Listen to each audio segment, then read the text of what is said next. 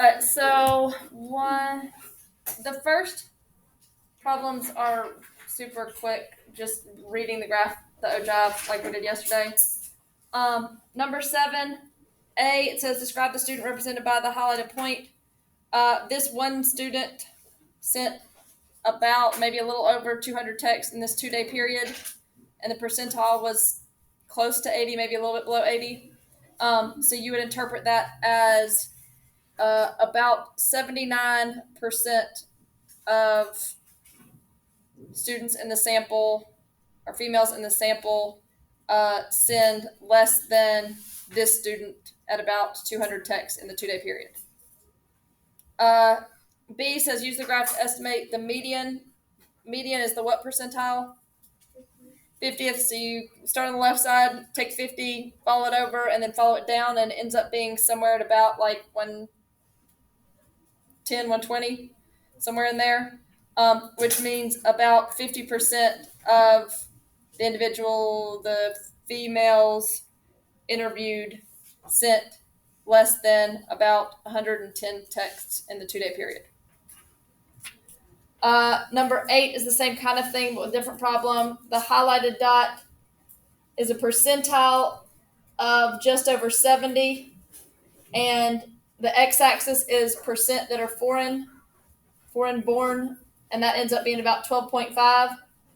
So you would interpret that as about 72% of the states have less than a 12.5% foreign-born residents.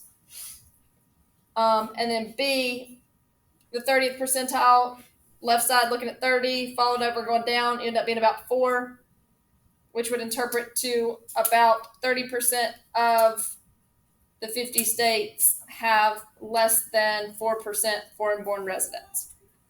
Questions with 7 and 8. I know it's kind of harder when you're not looking at it, but I think y'all are fine with these. 9 ends up basically the same way. Estimate the interquartile range. What do you use to find interquartile range? Q1 and Q3. Your Q3 here, which is the 75th percentile, ends up being probably at like 47, 48-ish. And then your 25th percentile, which is your Q1, ends up being close to about 19. So it ends up being about like 48 minus 19, which gives us about what? I got 28 percentile because maybe the graph was too small, but I was getting like 2 numbers off of most of what your numbers were. That's 2 numbers off from there is fine, but your answer is not going to be a percentile. It's going to be a dollar amount. So your x-axis was dollar amount. So it ends up being about 30. About $30. Ends up being about $29 or $30, depending on what your numbers were. I was a little confused on how to find interquartile range. I got $40, so I was a bit off. But are we going to be able to review this stuff? Yeah, I'll pull one up. Let me pull up the one from the notes yesterday. You said we would be reviewing today and tomorrow? Yeah.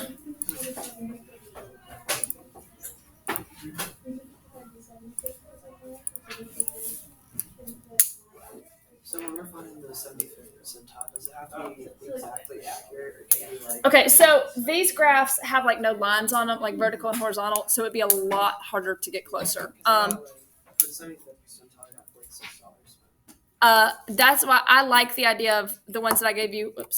For this, were all lined. So when I gave you something like this, it's a lot easier for me to say, no, that's a wrong answer because you're on the wrong side of the line. If I give you something without that, it makes it a lot harder. All right, so example here, this might actually be the example from that. Oh, that worked out well. So let me zoom in. Are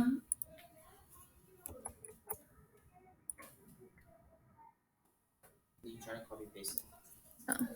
Some things don't go in and out of Active Inspire for some reason. You have to go through Paint to do it, which is stupid. So your 25th percentile between here and here, I'm taking it and following it directly horizontally over. That's where I want you to like actually hold up a piece of paper here against this, so that I'm making sure I'm doing a straight line. Mine, I have the luxury of.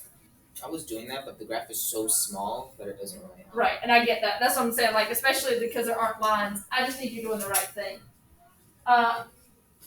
So that ends up being at about 19. Then if I'm doing it with 75th there, and then following that down, so it ends up being about there. So that's where you get your Q3, that's where you get your Q1, and you subtract this dollar amount minus this dollar amount to get your answer. Yeah. For 9B, you said it should be a dollar amount, but it asks for the percentile. I haven't gotten to 9B yet. Oh, okay. That was 9A. 9A is the only one I've gotten to so far. Okay. So now for B, it says, what is the percentile for the person who spent about 1950? Well, that kind of looks a lot like the one that I just drew, which was my what percentile? It looks like this one, which is my 25th percentile. So I would have something close to 25th there. Wait, what was the question for 9B? What is the percentile for the shopper who spent 1950? Number 10, same type thing, just still asking questions. A, estimate the 60th percentile. So it's 60%, that's looks like just under 1,000, right at about 1,000. So it'd be about 1,000, whatever the context is here, 1,000 hours for lifetime. And then what percentile for a lamp that lasted 900 hours? That ends up being pretty close to like 35th percentile. I put 990 for 10A. Is that fine? Yeah. Yes, that's very close. All right. Then moving over to the 30s, I'm talking about mean versus median at first. I'm not going to draw these very well, but I want to draw these enough to talk about them. One of them is like this, and you've got here and here and here relatively. Now this part actually drops off more like this though. This first line on the left, this one, is my what?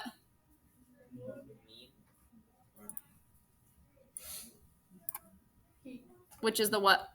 So that's the mode.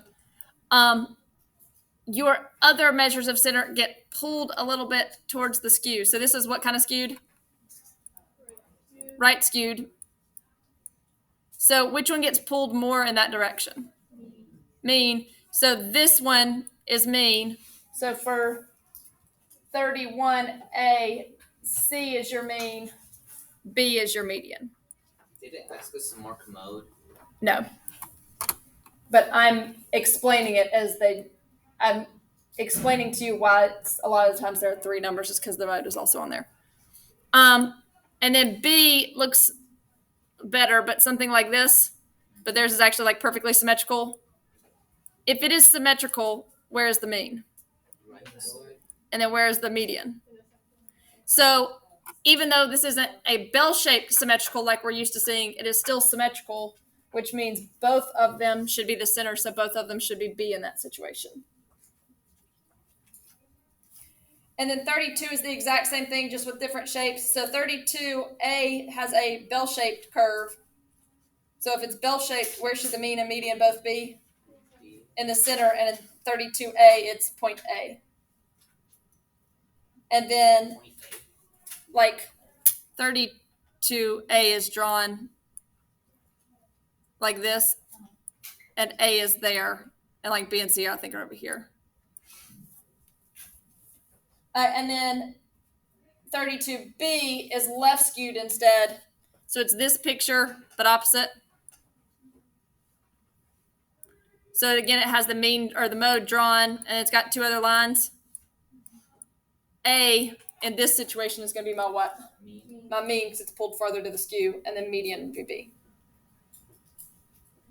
Questions with mean versus median stuff?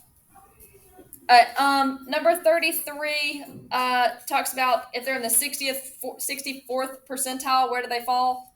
Well, the first quartile is the what percentile? 25th. The median is the 50th, and the third quartile. Well, 64 falls between 50 and 75, so your answer is C, between the median and third quartile. 34 ends up basically exactly this question, but it only has 2 lines drawn. Your mean gets pulled farther to the skew than the median. So the median is the red line, mean is the yellow line, which was B. Number 35, scores on the ACT college entrance exam followed a bell-shaped distribution with the mean and standard deviation. His standardized score is this. What is standardized score? Z-score. So it says his standardized score is this. It said that the mean was 18, the standard deviation was 6, and it wants to know what he scored. What's our equation for Z?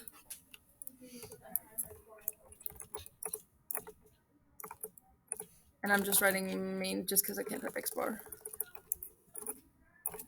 So, do I know my X? No. Do I know my mean? Do I know my standard deviation? Do I know my X? I mean Z, sorry. So you're just plugging it in and solving for it. This is the same kind of problem we did as a word problem, where if I solve for X, what is my equation? Or you could just plug numbers in and do algebra. So you end up doing negative 0.7 times 6 plus 18, and you get 13.8, which is C. What I did was I just drew a line and then I drew the standard deviations, then I just marked it. That's fine if it's close. Like the ones that they gave you options were not that close. 36, you're fine. Okay, what does 35 absolutely not tell you? Individual. That the data is what? Normal. So you could not go past that. Same exact same thing for 36. Now, neither one of them asked you to, but it was kind of obvious because it was a multiple choice question. But don't go past finding your Z-score if it doesn't say normal, but you can find Z-score. So for 36, all you're doing is finding the Z-score for George, finding the Z-score for Bill. What's the Z-score for George? It's 1.5, right? Yeah. Oh, sorry. I thought you said 3.5. The Z-score for George is 1.5. Your Z-score for Bill is 2. So which one ranks higher in their own league? Bill, because his standardized score is higher than George's, which is B. 37, if 30 is added to every observation and data set, the only one of the following that is not changed. So if I take the whole thing and just shift it, what about the data does not change? The standard deviation. 38, I didn't mean to include this question, but I'm glad I did. If every observation and data set is multiplied by 10, there's only one of the following that is not multiplied by 10. Does the mean multiply by 10? Yes. Does the median? Yes. IQR? Standard deviation? Yes.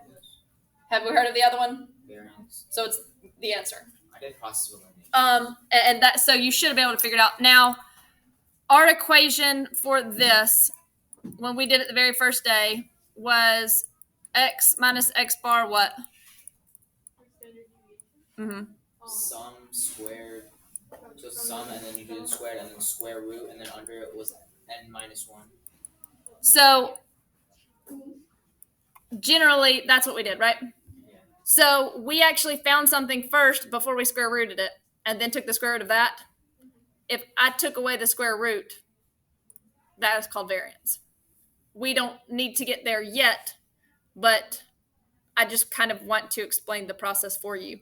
So if standard deviation is multiplied by 10, and that's the square root of something, then the variance is multiplied by 10 squared.